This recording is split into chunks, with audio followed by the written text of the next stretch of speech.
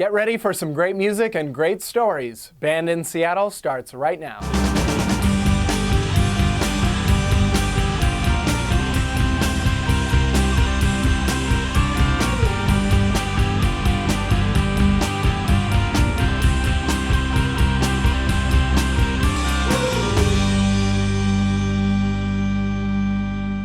Welcome to Band in Seattle. I'm Xander Denke, and with me is Sean DeTore, associate producer and host of the mixtape on mynorthwest.com and Cairo Radio, to talk about tonight's band, Wimps.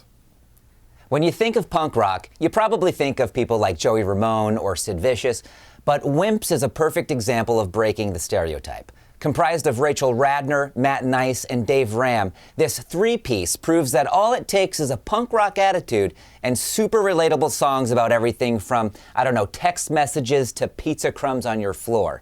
They play simple music about not-so-simple subjects, which makes Wimps Seattle's punk rock darlings. Let's go. We'll be right back with Wimps.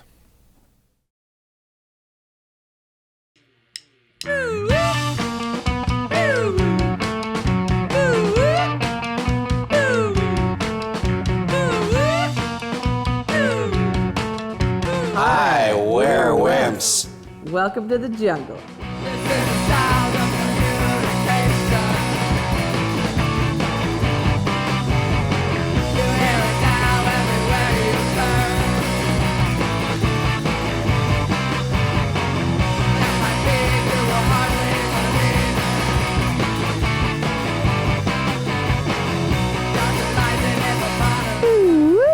It's supposed to be like the sound you get when someone texts you. Wait. What noise? It goes boo. In what song? Modern communication. What's the noise?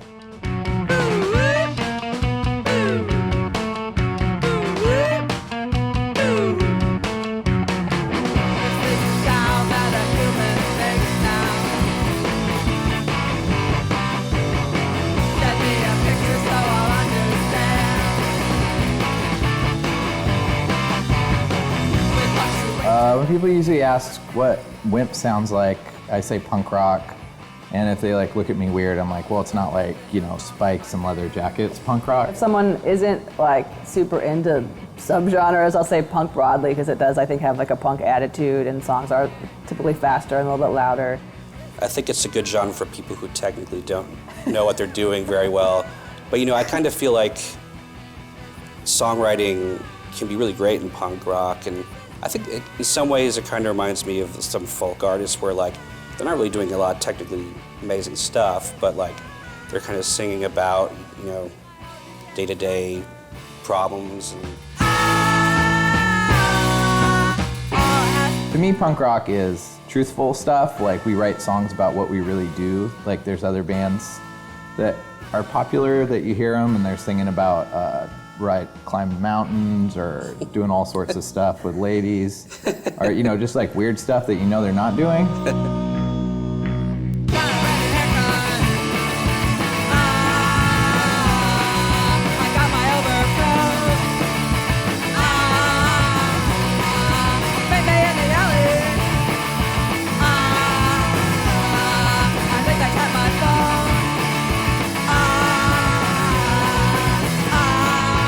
Secret message. We wrote that in the practice space when we were drunk.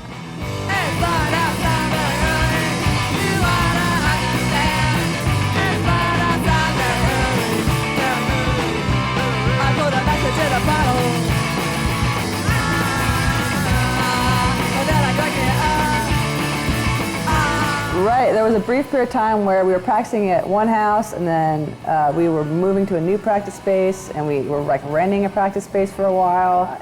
And I think we had gone after a show, and we'd been drinking a little bit. And I think the song had completely different lyrics originally. I don't remember what it was about.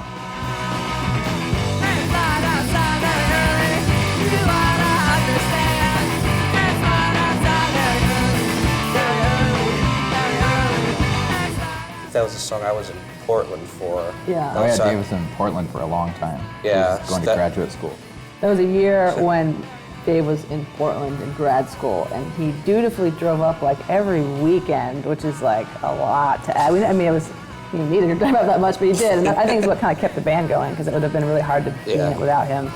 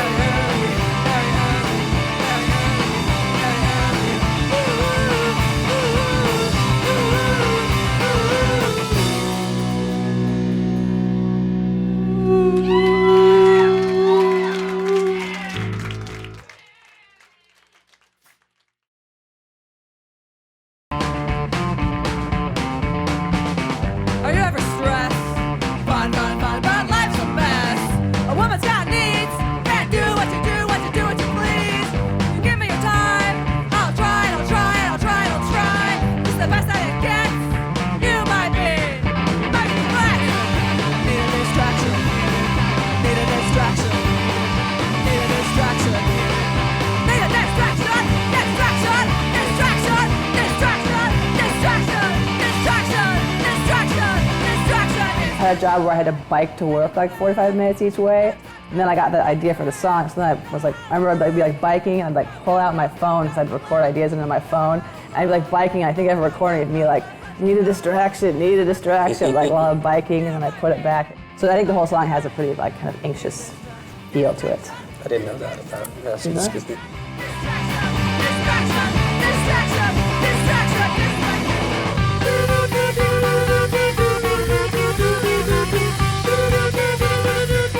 Isn't that bridge, the doo-doo-doot-doots, isn't that something? Didn't we get that idea from something else?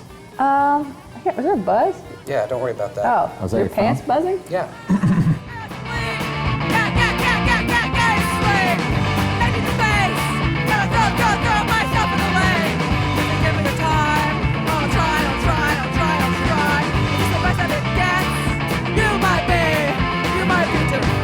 And I always wanted to play guitar, but my dad bought my brother a guitar. He got this cool electric guitar, and my brother was like, because he was into it for like a month, and then he stopped playing it.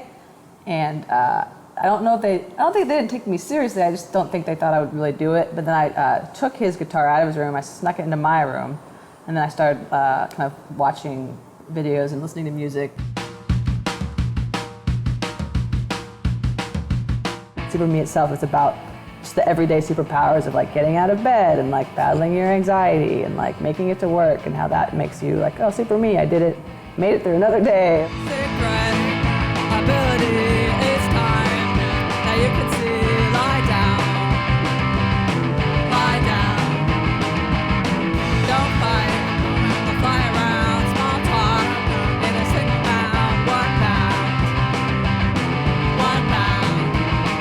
I never really thought I was like good enough at guitar to be in a band until I was working at Easy Street Records when I was like in my early 20s, and that's when I met a guy named Gary, who I ended up being in a band called Part Man, Part Horse with, and that's when I really started like playing in a band around town.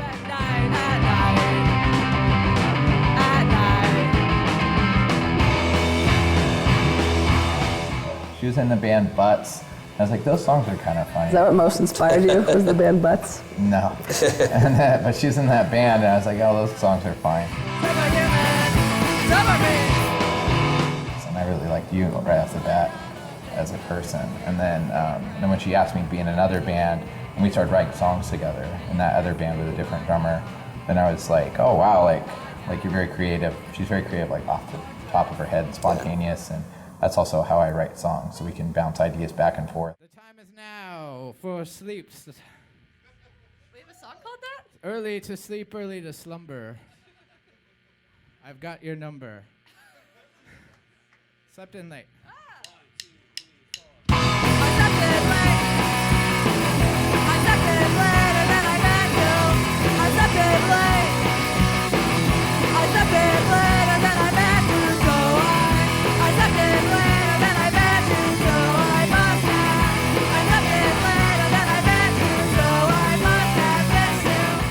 Oversleep that much, do you? Very rarely, but when I do, it's terrifying. Yeah. Like bad dreams about it and stuff. Yeah. Have you ever overslept, Dave? Yes, I have. How was that? I don't like it either. I mean, No. I like sleeping, but I don't like oversleeping. No one likes oversleeping.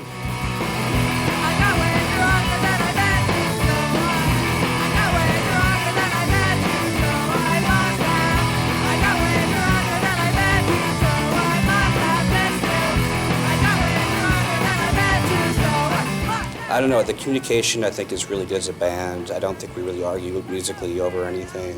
I wouldn't be in a band with someone who I didn't feel comfortable around. If you're in a band, you're hanging out with them a lot. So Yeah. You don't, like, Especially if you're on tour. You're this really. is the kind of interview where Yeah. the band breaks up right after. They were never It's heard fine from until- again.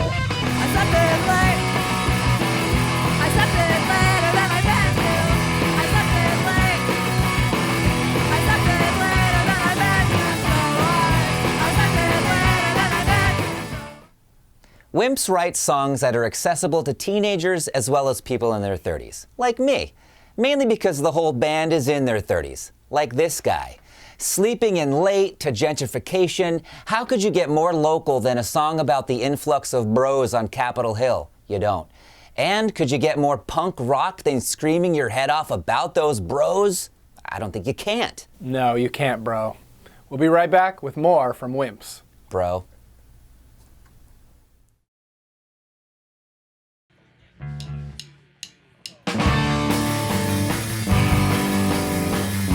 I've lived in rooms that like didn't have working outlets, so I had to run like an extension cord down to like someone else's outlet downstairs. I haven't cleaned my room for weeks. Pizza crumbs are in the sheets. There's a stranger on the couch. Don't know when he's moving out. I live in a dump. I live in a dump. I live in a dump. I live in a dump. We all live in moderate comfort now, but in our 20s, I'd say we'd all lived in places that were to a certain degree gross, and so that song was kind of about that, but also like celebrating that. Like I think even those kind of houses are like less and less available even in Seattle because of the economic changes. You can't even find a nice dump nowadays to live in, you know? I live in a dump. I live in a dump. I live in a dump. I live in a dump. And it's juggling in the backyard. Smells like Grimace smoking weed. My dump has everything I need. See a cop out of my window. He knocks on my front door. He said, "You don't live here anymore." I live in a dump. And bass is like supposedly like the easiest instrument because you just play the root note. But then as time went on, you figure out that you can do like a lot of stuff that the guitar doesn't do when you play bass, and walk around inside of notes and chords, and people don't notice as much if you mess up. He's always kind of the driving force between kind of doing like the muscle side of things and the business side and the art side of things. Me and Matt quote The Simpsons a lot. We played basketball twice together. That was fun. I don't know. He's just been a great friend to me. I guess that is my home. Dave always helps driving when we've been drinking at shows, so that's very nice. But yeah, so Matt's like definitely like I think the driving force of the band and great creative Not inspiration. literally, though. Dave literally drives I'm the us literal around. driver, but yeah. I'm the figurative driver. Just kind of feeling the pinch from the musician side of things. There's less places to practice, harder to find places to live. The city is changing. So the song Capitol Hill is about that. Oh, Capitol Hill, you used to be such a thrill. While I was swallowing pill after pill. Oh, Pike and Pine, remember when you were mine? We stay up late doing line after line. Dave Ram is one of those people that you'll go somewhere and everyone's like, Dave! Like, always down to hang out, get pizza, always up for just, like just not chilling. It's been great to have him in the band because he's such a solid drummer. He's not only solid and can play fast, but also is like unique and interesting. I don't know if that's because you were self-taught or the bands that you listen to, but you come up with really unique drum lines and really interesting twists that I wouldn't think of. I think that's a lot of what gives us like our sound. You've been replaced with bro after bro. The jockey's a bum. The blood of the calm. Where did all of these people come? My first drum set, like I didn't have any lessons. I was self-taught, so I didn't really know how to set them up, or like, and they were not great drums. They weren't super loud. But then I got a new drum set 5 years later that were better. I played just well enough to really start annoying the neighbors. I think eventually I just would watch bands like on MTV and see how, like, they put, the hi-hat here and the snare here and the bass drum here.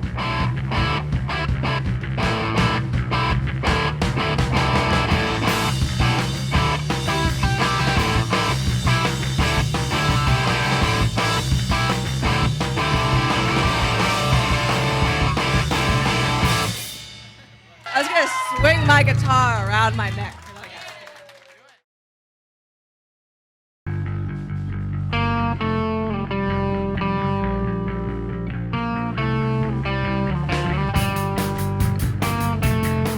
Who's the old guy? The old guy at this party. Oh, at this party, yeah.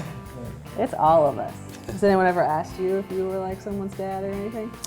I've definitely been mistaken for a narc or a landlord or a father. The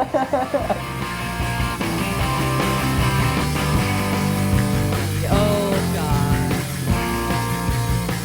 at the party tonight.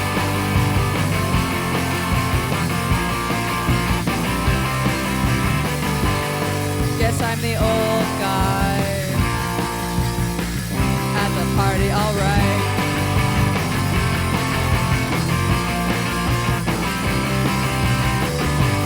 All this stuff you have done, I've seen 1,000 times before.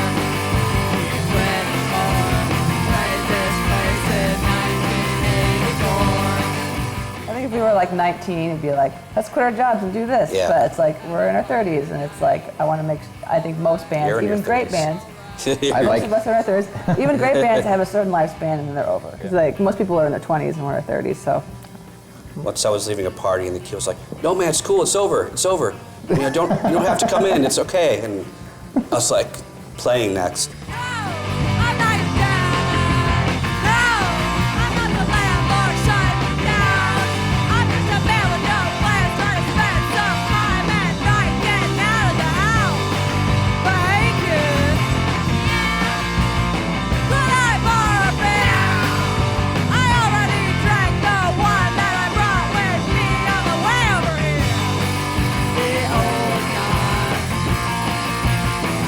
at the party tonight. Alright, alright, alright.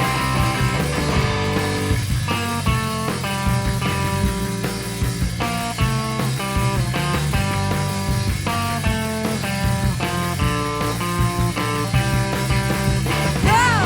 I'm not your dad. No, I'm not the landlord shutting me down.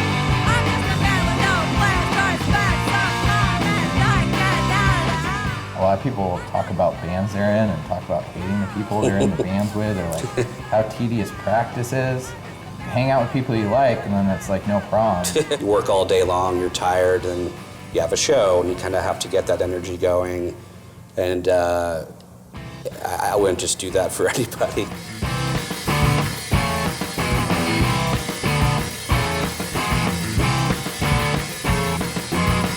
If it seems like you've done it before,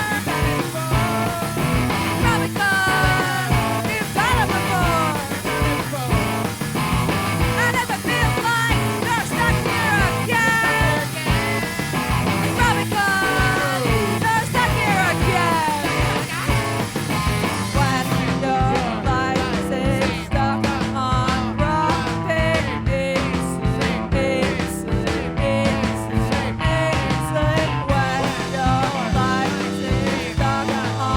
I mean, I feel like this has exceeded all of my expectations. Yeah. Like being on a label that's like well known and like getting to play shows like and have people like my music is beyond what I had ever hoped. So I'm super happy with how things are. I mean, Yeah, I was gonna say the same thing. All of my expectations have been exceeded. I'm excited I still get to play music. I'd like to go to Europe, yeah, that'd be awesome. or I'd like to be on Conan O'Brien, Sure, I mean, we could definitely or I'd like to meet famous celebrities. yeah, great. It's like a nice house too, while you're at it. Like a fancy house with a fancy car and a swimming pool and a plexiglass piano.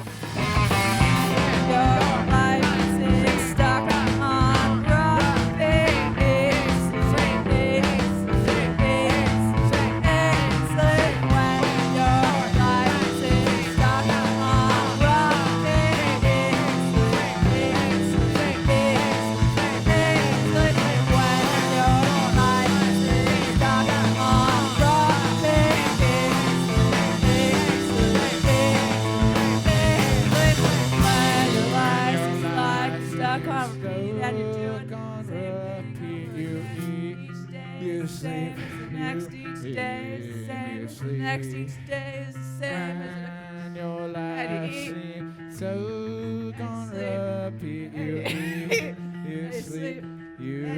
band in Seattle. Where the smoke machine goes. Oh, you're singing the last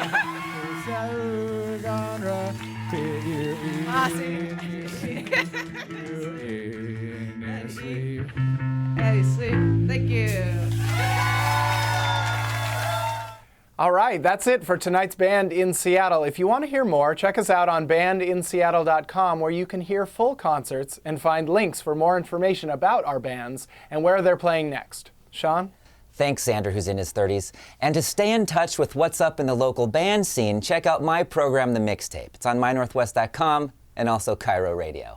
Thanks for watching. Join us next week for more great music and great stories on Band in Seattle.